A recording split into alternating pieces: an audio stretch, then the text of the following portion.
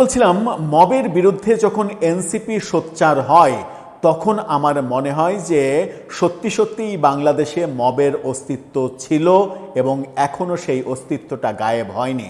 কিন্তু এনসিপি আজকে প্রায় ২০-২১ মাস পরে এসে যখন মবতন্ত্রটা বাংলাদেশে কায়েম হয়ে গেছে, প্রতিষ্ঠিত হয়ে গেছে, এতদিন পরে এসে তাদের এই উপলব্ধিটা কেন হলো? এই উপলব্ধিটা কি এই কারণে হলো যে এখন প্রফেসর ইউনূস সরকার নেই, এখন বিএনপি সরকার, সুতরাং বিএনপি সরকারের আমলের কোনো ঘটনাকে সমালোচনা করলে সেটা নিজেদের গায়ে লাগবে না, প্রফেসর ইউনূস সরকারের আমলের ঘটনাগুলোর বিরুদ্ধে দাঁড়ালে সেগুলো নিজের গায়ে লাগতো, সেই কারণেই কি বলছেন তারা? বাংলা ট্রিবিউনের এই শিরোনামটা দেখে নিন। সেখানে বলা হচ্ছে, মব ফৌজদারি অপরাধ থামাতে ব্যর্থ হচ্ছে সরকার, এনসিপি। মবকে ফৌজদারি অপরাধ হিসেবে বলা হচ্ছে। তাহলে প্রফেসর ইউনূসের আমলে যত মব হয়েছে, যে হাজার হাজার মব হয়েছে এবং মবের ফলে অন্তত ২০০ জনের মতো মৃত্যুবরণ করেছে, সেই মৃত্যুর দায় কে নেবে? সেই মৃত্যুর দায় কি প্রফেসর ইউনূসের উপরে বর্তাবে? সেই মৃত্যুগুলোকে কি আমরা গণহত্যা বলতে পারবো?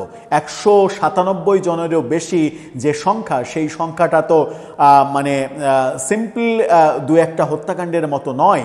এত সংখ্যা মানেই গণহত্যা, সেটা কি আমরা বলতে পারবো? এবং সেটা বলে এটার জন্য যারা দায়ী, যারা করেছে, যারা পেছন থেকে পৃষ্ঠপোষকতা দিয়েছে, যারা সাপোর্ট করেছে, যারা ইন্ধন দিয়েছে, যারা মবকে অস্বীকার করেছে, মবকে প্রেশার গ্রুপ বলেছে, যারা মানে মববাজদের থানায় গিয়ে মুসলেকা দিয়ে ছাড়িয়ে এনেছে, এরা যারা করেছে তাদের বিরুদ্ধে কি এই অভিযোগ করা যাবে?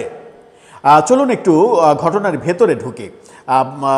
কুষ্টিয়ার দৌলতপুরে মাজারে যে হামলা চালানো হয়েছে, হামলায় পীরকে মেরে ফেলা হয়েছে, সেই ঘটনায় জড়িতদের অবিলম্বে গ্রেপ্তার করে বিচারের আওতায় আনার দাবি জানিয়েছে দলটি। মবকে গুরুতর ফৌজদারি অপরাধ উল্লেখ করছে এনসিপি।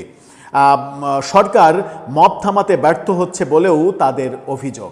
প্রফেসর ইউনূস সরকারের আমলে একটি বারের জন্যও যদি তারা বলতো প্রফেসর ইউনূসের সরকার মব থামাতে ব্যর্থ হচ্ছে, মব ফৌজদারি অপরাধ, মবের বিরুদ্ধে অ্যাকশান নিতে হবে, সরকার ব্যর্থ হচ্ছে, এই বক্তব্যগুলো যদি এই তরুণ সমাজের আইডলরা দিতেন এবং তরুণদের নেতৃত্বে যদি এই বক্তব্যগুলো দেয়া হতো, তাহলে বাংলাদেশে কি একটি মবও হতো? বাংলাদেশে অন্তত ২৬০টারও বেশি মাজার প্রফেসর ইউনূসের আমলে ভাঙা হয়েছে। বিএনপির আমলে তো একটা ভাঙা হলো।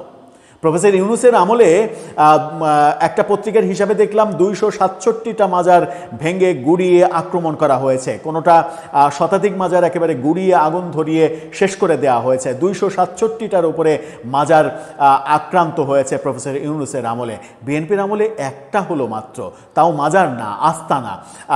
সেই আক্রমণের ঘটনাটা আমরা দেখেছিলাম। প্রফেসর ইউনূসের আমলে মাজার থেকে লাশ তুলে নিয়ে পুড়িয়ে দেওয়ার ঘটনাও ঘটেছে, কিন্তু সেদিন আমরা এনসিপির কোনো নেতাকে বলতে শুনিনি মব ফৌজদারি অপরাধ, মব থামাতে সরকার ব্যর্থ হচ্ছে, এটা মেনে নেওয়া যাবে না, জড়িতদের শাস্তি দিতে হবে। এনসিপি যদি একবার গলা খুলে বলতো যে মবে যারা জড়িত তাদের শাস্তি দিতে হবে, আমার মনে হয় এদেশে মব করার সাহস কেউ পেত না এবং প্রফেসর ইউনূস এই দেশটাকে মবের দেশ বানাতে পারতেন না।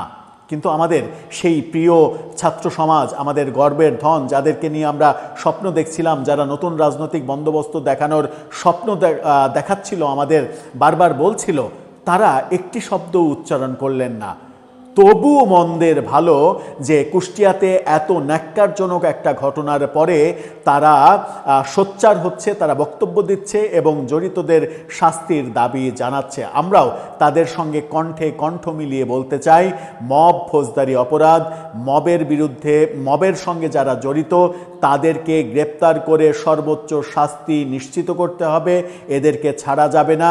আর বিএনপি সরকার যদি এই প্রথম ঘটনাতে ঘটনা যারা ঘটিয়েছে এবং পেছনে থেকে যারা ইন্ধন জুগিয়েছে, যারা ফেসবুকে এই ভিডিও পোস্ট দিয়ে উস্কানি দিয়েছে। এবং একটা তথ্য আমরা জানতে পেরেছি যে সেখানে যেভাবে করা হয়েছে, সকালবেলায় ফেসবুকে পোস্ট দিয়ে ওই মাজার থেকে বেশ 1 মাইল দূরে একটা জায়গায় সমবেত হওয়ার জন্য বলা হয়েছে এবং সকালে 100 জনের বেশি সমবেত হয়ে তারা ডিসিশন নিয়েছে দুপুরের পরপরই সেখানে আক্রমণ করা হবে।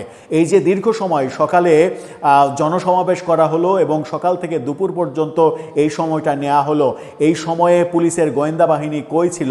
পুলিশের কাছে একটা তথ্যও যায়নি। পুলিশ কেন সেটা ঠেকালো না? কেন অন্তত যদি সেই মব ঠেকাতে নাও পারত, পুলিশ কেন ওই শামীম রেজাকে কৌশলের কারণে তখন তাকে মাজার মানে আস্তানা থেকে গ্রেপ্তার করে থানায় নিয়ে গেল না? তার জীবন কেন বাঁচালো না?